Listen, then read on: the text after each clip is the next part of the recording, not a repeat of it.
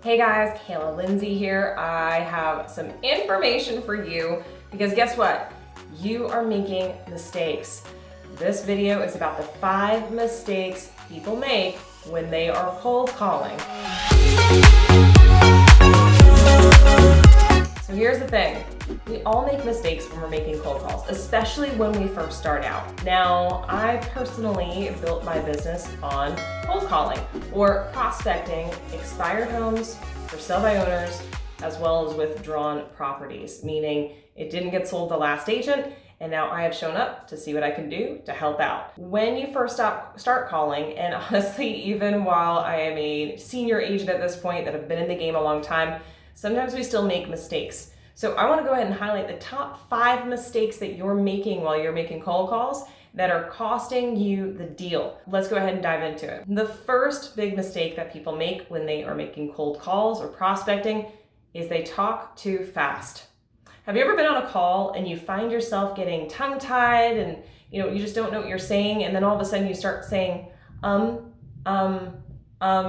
then fill in the blanks again? Here's my number 1 tip.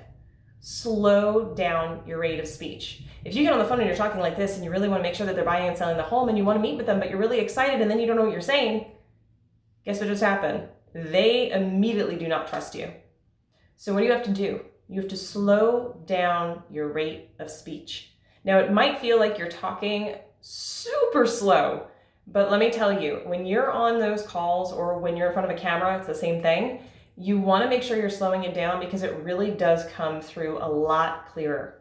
Now that leads us to number 2. They're not clear when they're introducing themselves. Now think of it this way. When someone picks up a phone call, they're going to say, hello. Bear in mind, there's always going to be about a 1 to 2 second delay. And that's just because we're calling over cell phones. It's usually not landlines anymore. So there is that delay.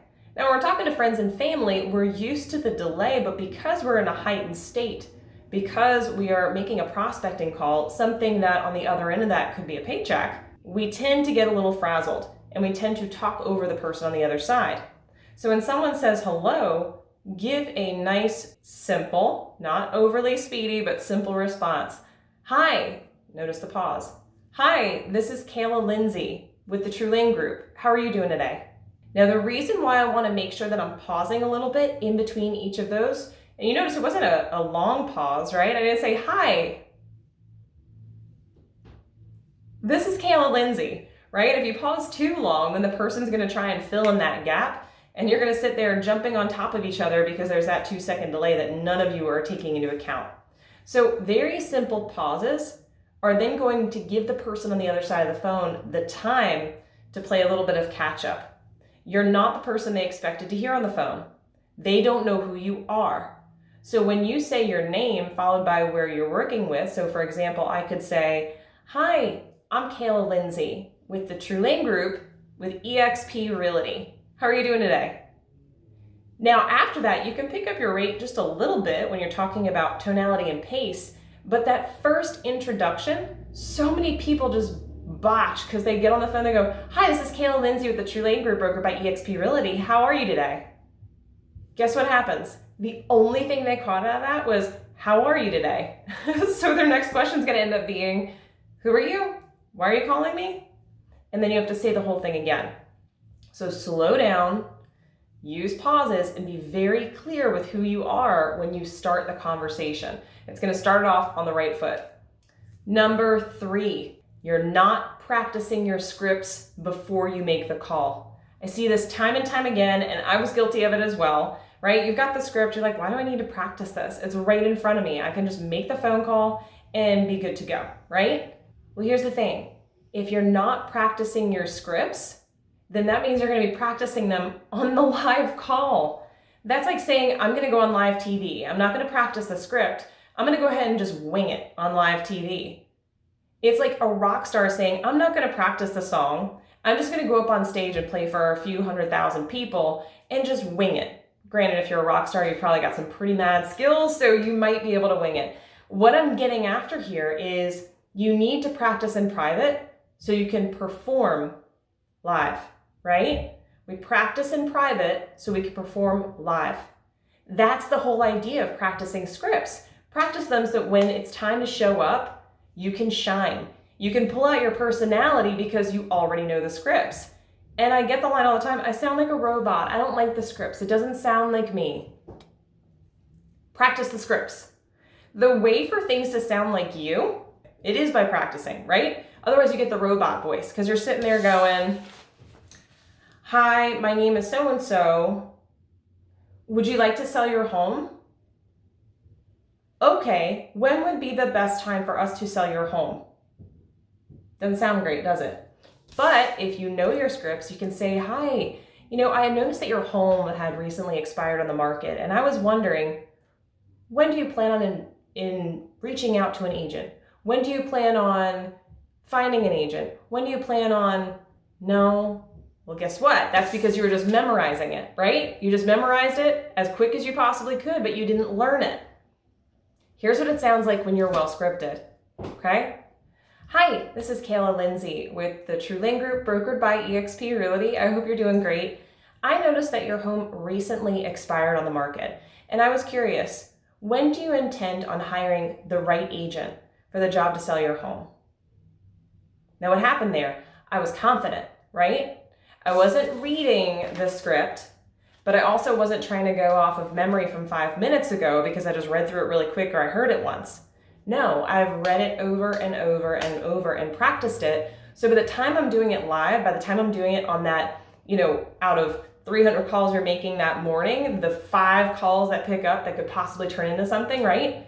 By the time I'm on those calls, I'm showing up ready. So practice your scripts is extremely important. Number 4, you're not asking enough questions. That's right.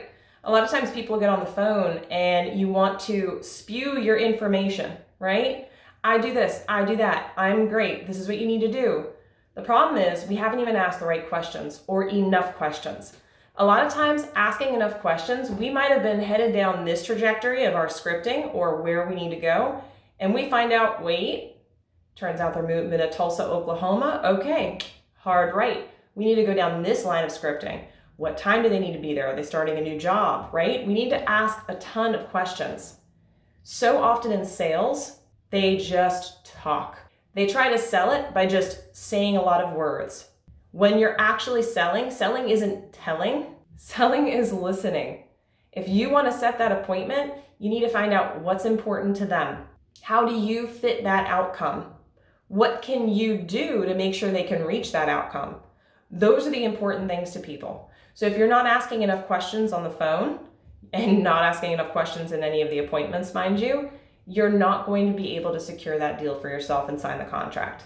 Now, I say the word sign the contract. The 5th and biggest mistake that agents make and anybody in sales makes is they don't ask for the contract, right? They go through their whole spiel, or even asking for the appointment, by the way. They go through the whole spiel on the phone. They ask all the right questions, let's say. They're well scripted. And then they say, I'd love to get together. You didn't ask. A lot of times people think they are asking the question because in their head, they're assuming and saying, well, I laid it out for them. Don't they want to meet with me? Here's the thing.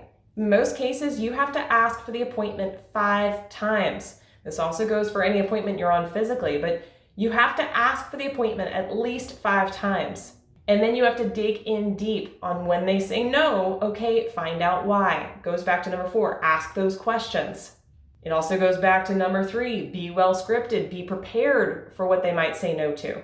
But make sure you're actually practicing closing lines, right? So a proper closing line would sound like, okay, well, it sounds like we're on the right track. I'd love the opportunity to meet with you. I have availability on Tuesday at 1 o'clock or 4 o'clock. Which one works better for you? That is an example of a close. What is not an example is, well, hey, it sounds like we're off to the right track. I'd love to get together. What happened there? Where did I go wrong? Well, I didn't close it. I didn't give a time or a date for them to say, yes, this time or that time, right? Those are the only 2 answers. This time or that time. The third answer is not right now. I don't want to meet right now. But if I just threw out, I'd love to get together, all they can say is no. A lot of times they're not going to throw out a time and a date for us to try and fit. You might get that rarity, But you need to make sure when you're practicing your scripts, you're also practicing the ways in which to close, the ways in which to ask for the appointment. So I hope you guys got a lot out of this. Remember, do your scripts. Make sure you are clear when you're introducing yourself. Slow it down so people trust you. Make sure you're asking for the close, and make sure you're asking a ton of questions. So I hope you guys got a lot out of this. I will see you on the next video. Don't forget to like and subscribe. And if you have any questions or comments, drop them below. I'd love to make some more videos about what you need to learn about. Thanks so much.